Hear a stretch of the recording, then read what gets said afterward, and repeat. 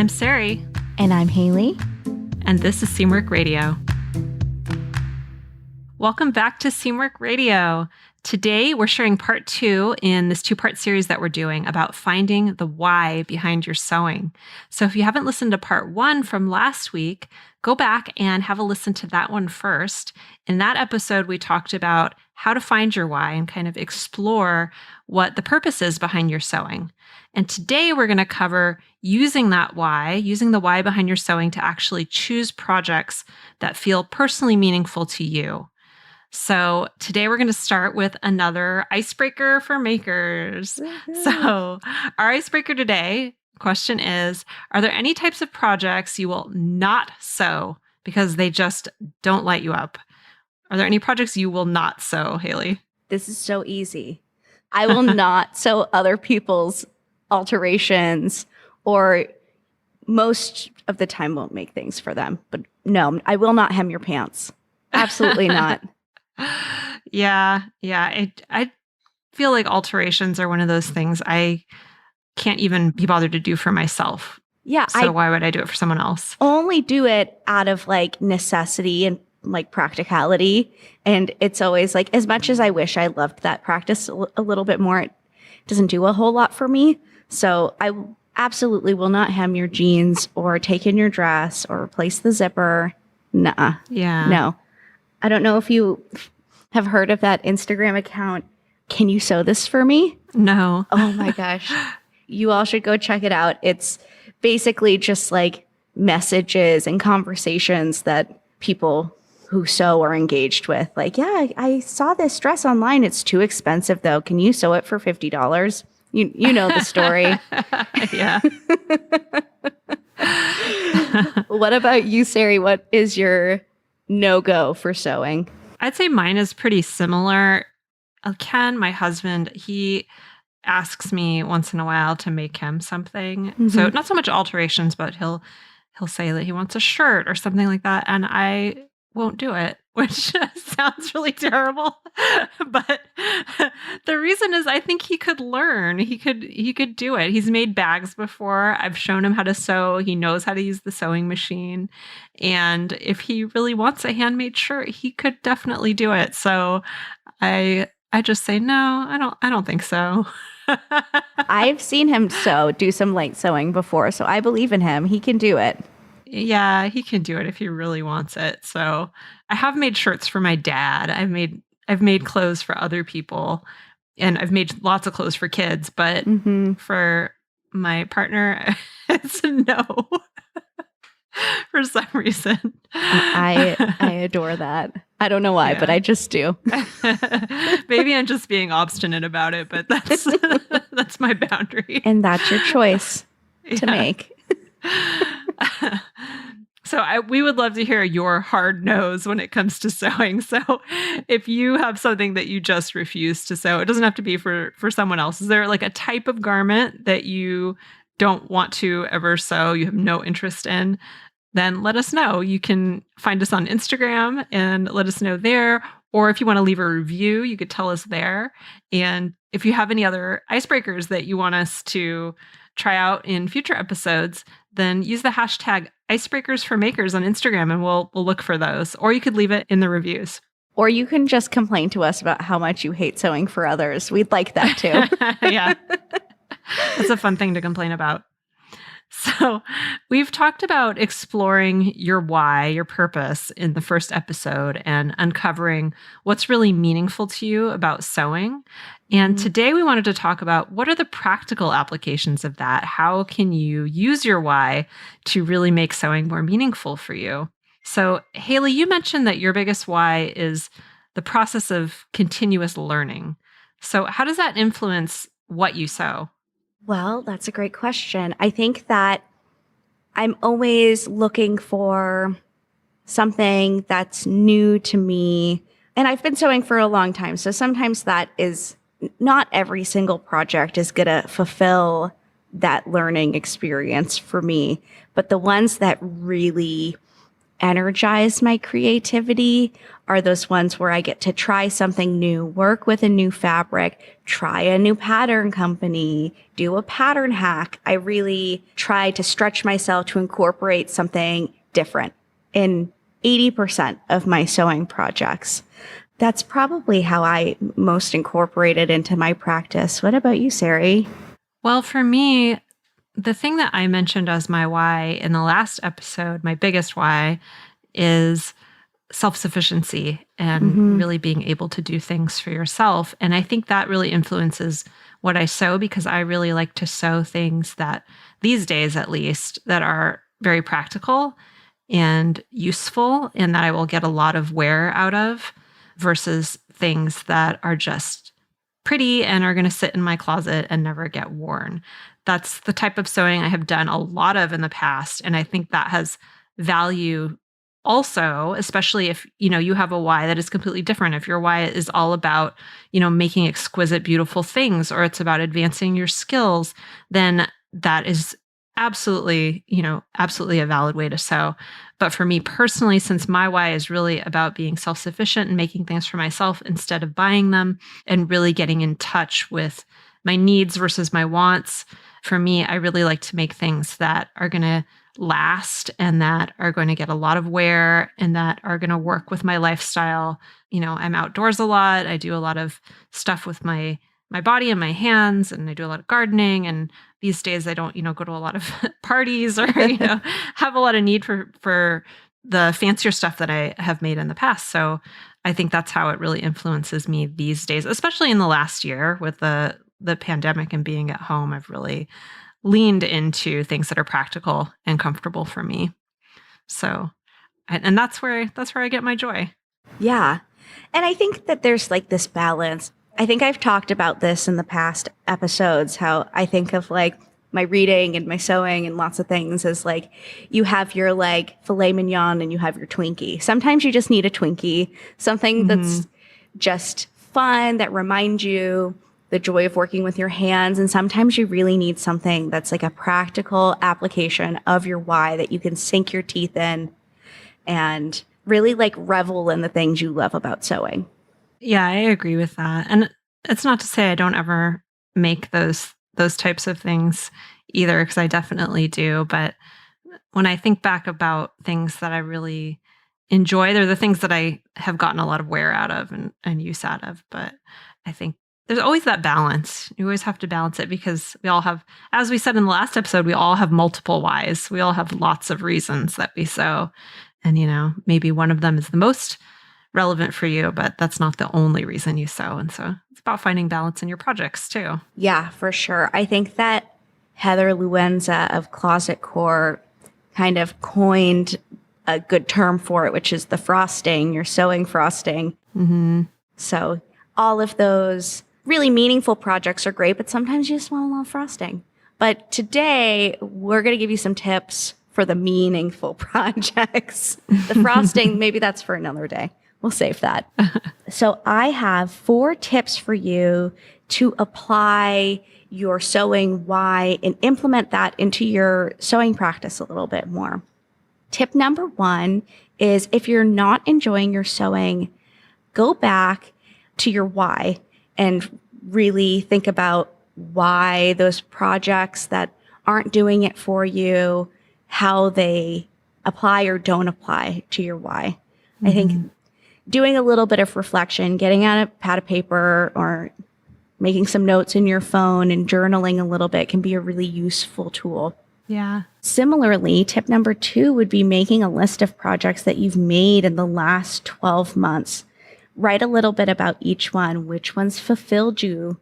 What about them did you enjoy so much? And then go into your sewing queue and look for a little bit of more of that. Maybe you'll find that there's some projects in your queue that are just languishing that would really fuel your creativity.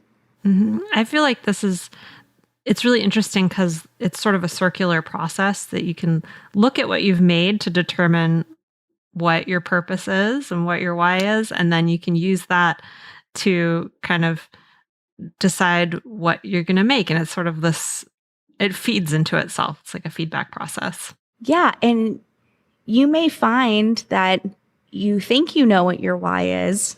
And maybe after a little bit of reflection and practice, you might find that maybe it's a little bit different. Maybe it's a little bit, completely different. Maybe it's just a little bit off center for you. Yeah, or it's changed over time. Like mine definitely has. Oh, yeah, definitely. Another great tip is to find people in the sewing community that have a similar why to you, and then let them inspire your choices. There's so many great resources for finding like-minded folks, the Seamwork community, Instagram, of course, and try to follow along with those people's sewing journeys and start conversations and get inspired. I think that our community is such an enormous source of inspiration. Mm-hmm. Yeah, I think that's what's great about the Seamwork community. I think especially as it's such a great place to come and not just find like-minded people, but really have those kind of in-depth discussions about sewing that you might not be able to have so easily on social media. Yeah, absolutely. And also just seeking some additional resources, maybe beyond social media, that fuel your why. So, for example, if your why is all about expressing yourself and your personal style and your personality, then something like Design Your Wardrobe is a really great tool for that. You have the tool aspect, which is the Design Your Wardrobe process, but then twice annually, we have this community that kind of will bolster your efforts. And I've participated. I know you have, Sari, and it's so inspiring. Yeah. And for those that don't know what Design Your Wardrobe is, if you're new to it, it's a program that we have that we run twice a year. But if you're a Seamwork member, you can really access all the tools at any time. And it steps you through a multi-week process, a 3-week process for creating a little mini wardrobe for the next season. So you can make one for fall, winter, or you can make one for spring, summer, depending on the time of year and that we run it in your hemisphere. So it's really fun because we do it all together as a group. And so you get to see what other people are planning and their whole process. And it's just really inspiring. Last time we did it, we even incorporated some like Zoom seminars and chats. And that was really fun because we actually got to talk to each other about our process and ask questions. And it was really cool. So if expressing yourself and building a wardrobe and those kinds of things are your why, then definitely check out Design Your Wardrobe. Yeah. But maybe that's not so much your thing. Maybe you're more into fitting. That's awesome. It's also awesome because right now we are developing a fitting series for the Seamwork classroom that I'm working on with some of my teammates. It's going to be really, really cool. Stay tuned for that. It's going to be awesome. I highly recommend it. I'm so looking forward to that. It's been like a labor of love. It's coming soon, but it's a big project. So stay patient with us. But in the meantime, there are so many great fitting resources. Pick up a couple fitting books. Always be sure to check out different pattern makers, their resources for patterns. Lots of times they have common adjustments, sew-alongs, things to help you out along the way. And when you get frustrated with the fitting process, because we all know that it can be frustrating at times, slow down and remember your why. Mm-hmm. Yeah, I hear from a lot of people that fitting is really important to them. It's difficult and it's a real challenge for many people, but the opportunity to make clothing that really fits your body is such a special thing. And it's what draws a lot of people to sewing. Yeah, it's a really, to me, such a beautiful way to honor your body by, gifting it beautiful clothes that fit you, that were made special for you and not some imaginary, person. None of us fit things straight out of the envelope. And I think fitting is a really great kind of self-love practice. That's how I look at it anyway. Yeah, I think that's true. I think it also is a good way to practice non-judgment, I think, of your body and really realize that nobody has the exact average. Well, maybe a few people have an exact average body. They might be professional fit models. I'm not sure, but most of us don't. Even people who look, like an average size, everybody has their little differences, and that's something to be celebrated, and it's something you can celebrate with sewing. Yeah, definitely. Aside from fitting, if making time for your creativity is a goal of yours and is your big why, again, design your wardrobe going to be a great tool for that. Make sure that you're taking time to do projects that help you slow down and kind of revel in that, but also don't be afraid of those quick and satisfying projects that are going to get you to sit down, make time at your sewing machine, and make time for your creativity. I think that non-clothing projects are really great for this as well. Yeah, I agree with that. I mentioned in previous episode that I've been knitting a lot of washcloths, and it's such a great way to get back into it because I go through periods with my knitting just like I do with sewing where I put it down for a while and don't really feel like doing it, and it's hard to kind of get back into it. And that happened for me with knitting recently. I think because the weather's warming up. Yeah. And knitting is a little bit less appealing in warm weather for me. But we were going on this road trip. We took this road trip to Montana recently, and I needed something to do in the car. And we had just talked about, making things to replace disposables on the podcast. And so I just picked up I mentioned this in the previous episode, I just picked up some scrap yarn that I had and started doing that. And it's gotten me addicted to knitting again. So I feel like getting creative with my knitting, and I'm really excited about my next knitting project now. Oh, cool. So I think that's a really good tip if, just making that time to be creative and enjoy the process is something that's really important to you. Yeah, definitely. And lastly, maybe sustainability is your big reason why you sew.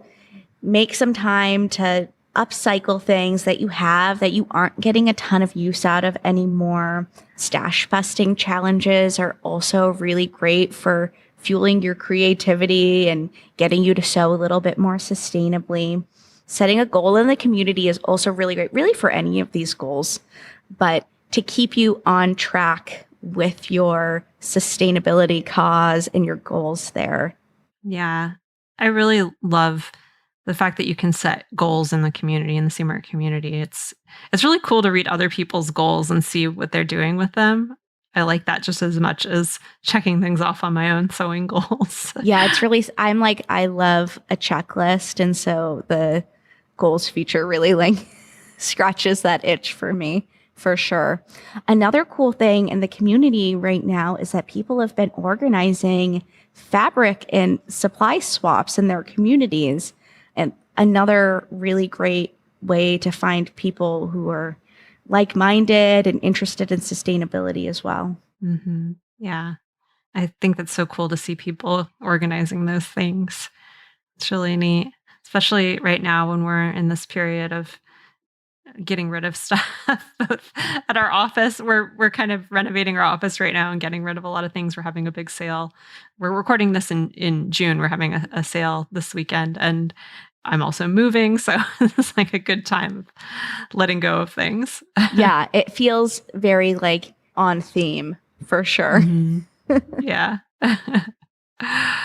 Cool. Well, those were our tips for today to help you with using your why to actually sort of design your sewing projects and figure out what you can make that's really going to be meaningful and purposeful for you.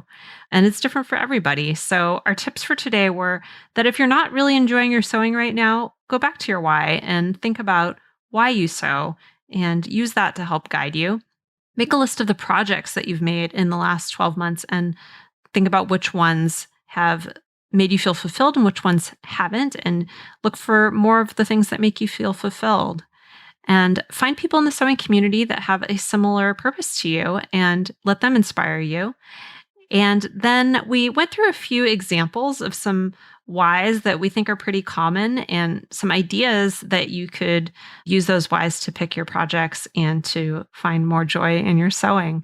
And some of those ideas were, if it's expressing yourself, you could try something like design your wardrobe.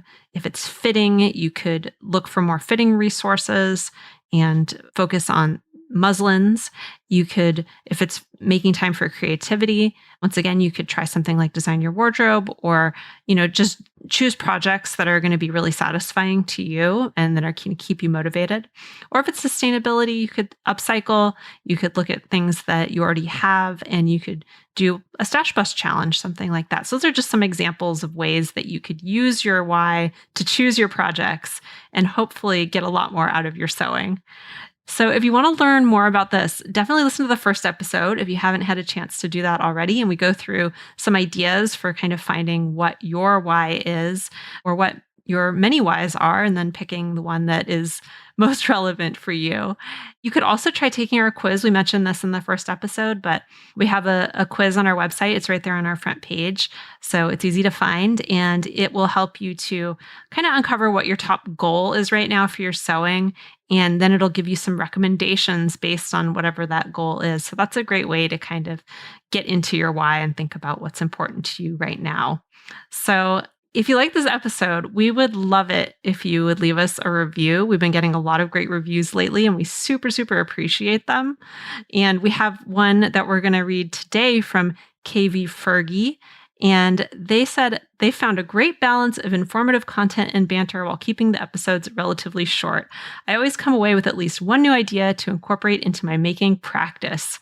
So thank you, KV. I like that a lot of the reviews we've been getting have been talking about that our episodes are short, which I think that's really great feedback, because I listen to a lot of podcasts that are all over the place. Some of them are super, super long, and some of them are really short. And I appreciate all of them for different reasons. So I'm glad people like the relatively short format. Yeah, I love going through my queue and picking one that's just the right length for my car ride. It's like a challenge for myself. Yeah, yeah, I know. And I think when it comes to sewing, maybe a half an hour is a good little chunk of time for sewing or cutting, So I hope people feel that it's a good length, and let us know if you would like longer episodes or even shorter episodes. We would always love to hear your feedback. So we really, really appreciate all of it. And we read all of our reviews every week, and we share them amongst the team, and just love hearing from you guys. It's super motivating. And if you have an icebreaker for us, if you have a question that you want us to use as an icebreaker at the beginning of the episode, add it to your review and we'll try to incorporate it. We love hearing those. So we would love some new ideas for icebreakers. Or you could hashtag it Icebreakers for Makers on Instagram, and we'll look at those too. So that's it for us today, and we will see you next week. Bye, guys. Bye. Seamwork Radio is brought to you by the team at Seamwork. Seamwork's an online community that supports you in creating a wardrobe that feels right for you. When you join us at Seamwork, you become part of our private community of makers, and you also get access to monthly sew-along classes, a library of over 200 sewing patterns, and tons of great resources to help guide you through the sewing adventure that you choose. Podcast listeners can get half off a Seamwork Unlimited membership, which means you can download as many of those 200 plus patterns as you want at any time, and our community will be there to guide and support you.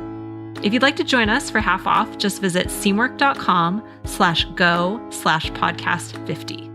You can also find us on Instagram at Seamwork, or visit our YouTube channel, which is called Seamwork Video. We love hearing from you, so let us know if there's a topic or a personal story that you'd like us to cover. Thanks for listening to Seamwork Radio.